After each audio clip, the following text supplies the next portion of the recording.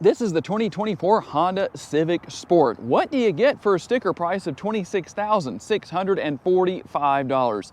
Hey everybody, it's Tom from Vehicle Visionary. I hope you're having a great day. And today I'm here at Holmes Honda to answer that exact question. Don't forget, if you want to come into Holmes Honda and buy this model or anything else they have in inventory, there's a link down in the description of the video. So make sure to check that out. The exterior color on this model is a GN blue. It has a black interior, and being the sport trim level, it's going to give you a lot of features, but obviously not all of the features. Still at a very reasonable price for what you're going to find. And besides a nice overall sporty look from bumper to bumper, we're going to take a look at what we have here on the front end.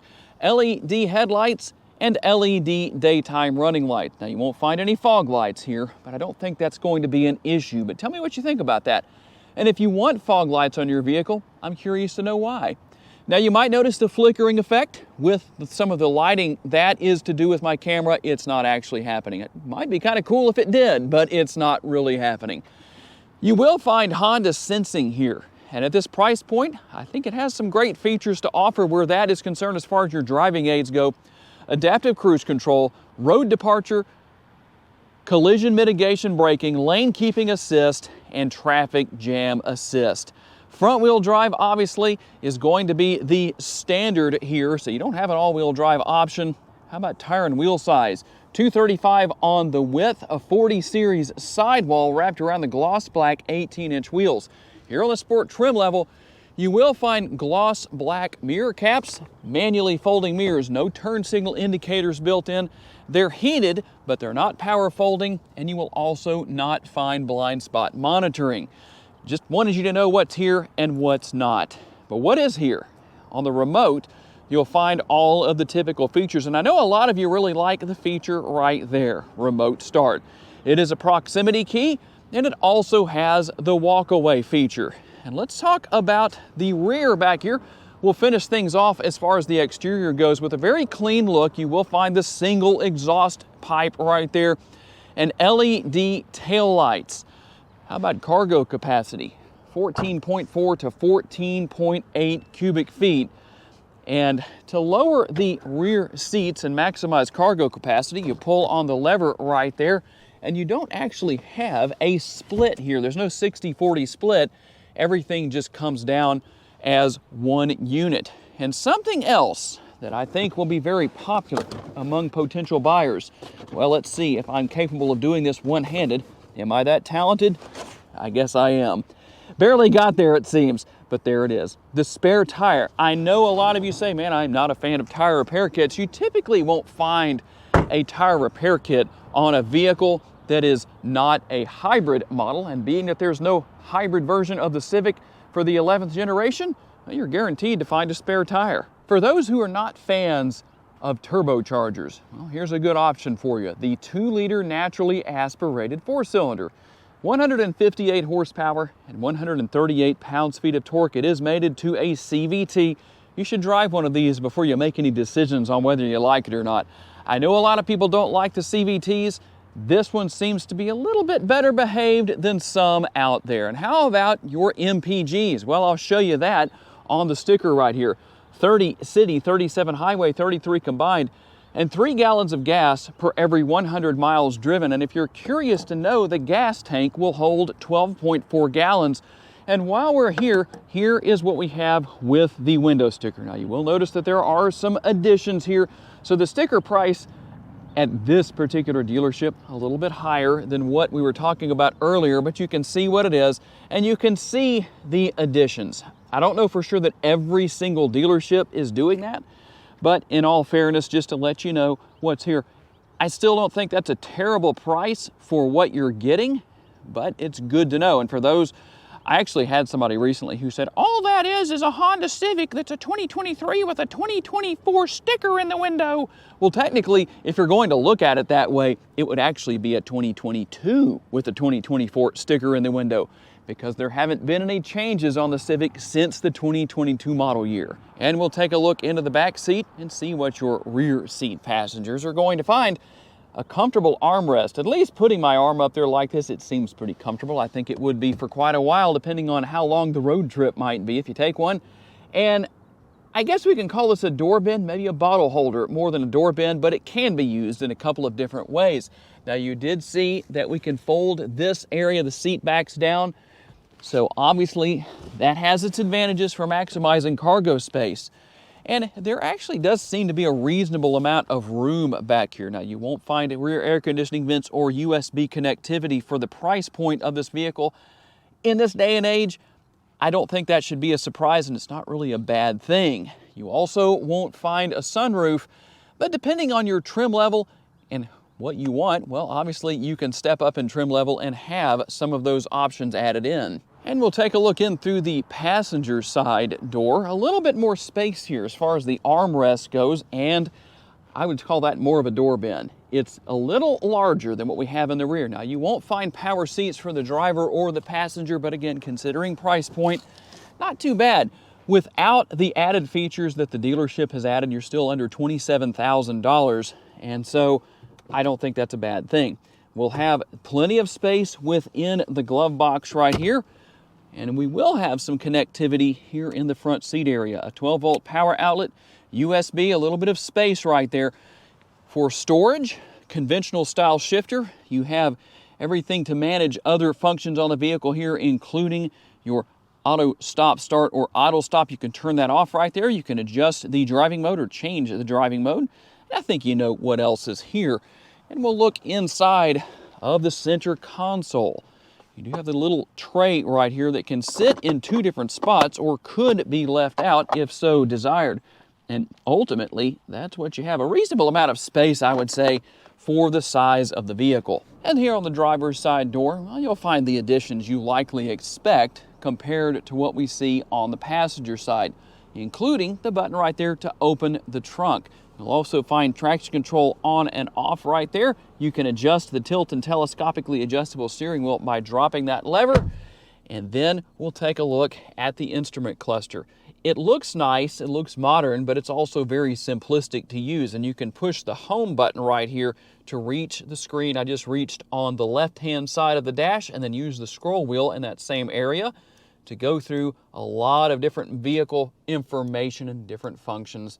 So pretty easy to deal with. You do have your steering wheel mounted controls here, paddle shifters that basically mimic shifting gears through the CVT.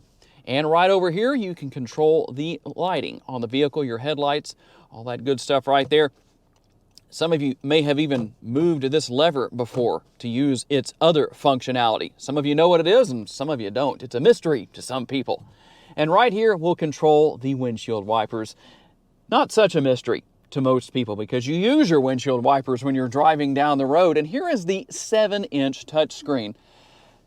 Easy to deal with, easy to use. You can pair your phone, Apple CarPlay and Android Auto compatibility. You will need your USB cable to do that. And you'll also find the multi-view rear view camera. And again, I told you earlier in the video why that flickering effect is there. It's only because you're looking through the lens of my GoPro. That's not actually happening. Now, you will find single zone climate control here.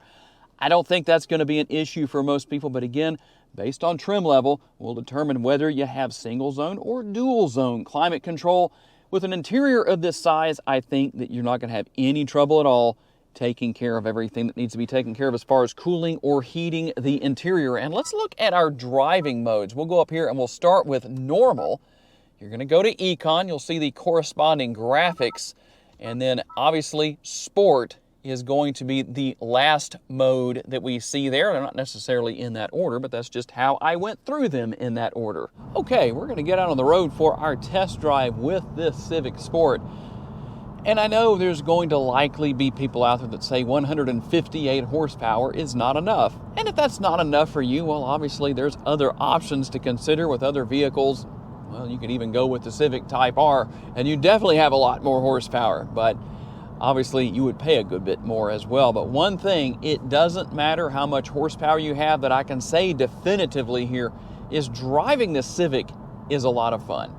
It handles so well that it almost feels like you have more power than you really do. Stays very well planted to the road. The ride quality, in my opinion, for a vehicle of this size, I think is comfortable. It may not be a Cadillac, but it does ride well. And the handling characteristics definitely play a big part in making this an enjoyable vehicle to drive. The steering wheel itself is comfortable. I feel comfortable in the seats. And keep in mind, you do have a adjustable driver's seat, so you can make quite a few adjustments with it. It's not power, but that's okay. You can still adjust the height of the seat. You can adjust how far away it is or how close it is to the steering wheel, depending on what your personal preferences are. And obviously, you can adjust how much recline you have with the seat back itself. So there is a lot of adjustability built into it that makes it easy to make yourself comfortable. If I need to get down the road, if I need to step on it and get around slower moving traffic, well, that's not a big deal. In fact, we'll give a little demonstration here since this S10 isn't exactly blazing a trail down the road here. We'll go ahead and get around them, and we're going to take a right up here, so that's perfect anyway. What about technology? Well, one thing I have to say about the technology of this Civic is that it's very easy to learn and very easy to use. So you don't really have to worry about a steep learning curve where that is concerned. And depending on, again, trim level and options, you can obviously go with the 9-inch touchscreen, and that makes a difference as well. But it's not hard to learn. It's still just as easy to deal with. It just has a different look, a little bit of a different feel to it, but it's not an issue. One way or another, it's a very enjoyable vehicle to drive. Easy to see out of, at least based on my experience. You can adjust your mirrors to have the best opportunity possible to see into your blind spots, but obviously you can look in your blind spot if you need to. It doesn't seem to be a big issue when you do that, looking over your right shoulder, and definitely not when you look over your left shoulder because of the fact that, well, that's just easier to see out of, unless you're driving with the window sticker in. You'll definitely want to take that out. That makes a little bit of a difference. And depending again on trim level, if you're wanting the blind spot information system or blind spot monitoring as we often call it, well, that is an available option. But I still feel like you get quite a bit for what you're paying for here. And that's what you get for a sticker price of $26,645. Now I realize that with the addendum, there are some added features and a little bit more price added beyond what I just gave you. The reason I'm sticking with that base price is that you might find a lot of these Civics across the country where you live, wherever that may be, that are around that sticker price, the base price. Just gonna stick with that because those are the main features that you're guaranteed to find with this Civic Sport for the 2024 model year. Tell me about your experiences. Have you seen the dealerships where you live adding features similar to what we see with the addendum right here?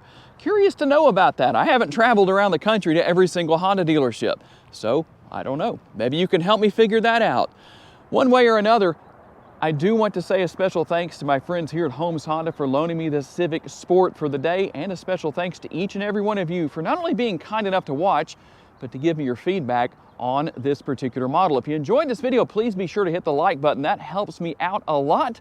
And if you haven't subscribed to the Vehicle Visionary YouTube channel just yet, please consider doing so you can see future videos and hear future tongue twists, because I promise you there will probably be a few. There almost always are. If you enjoyed this video and would like to learn about additional vehicles you may wish to consider purchasing or just learning about, check out the video that's on the screen right now, and I will see you there.